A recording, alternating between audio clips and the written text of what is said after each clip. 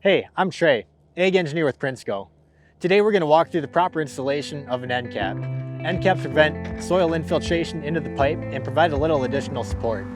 Before we get started, I'm going to put my phone away to make sure I stay focused.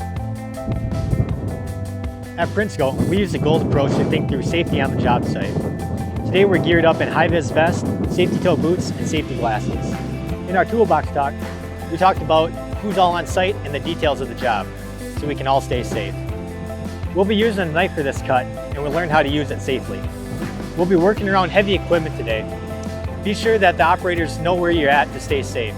Make visual contact with the operators whenever you're approaching any equipment. This is a demo install, but it should give you the basics of installing an end cap. Before you start, make sure that the end of the pipe is clean and has a straight cut so the cap can be snapped into place. If not, trim off the corrugation by making a cut in the center of the valley. Remember, always cut away from yourself.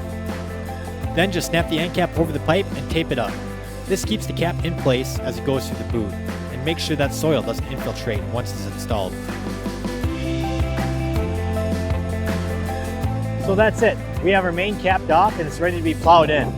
Thanks for watching, and stay tuned for more videos like this.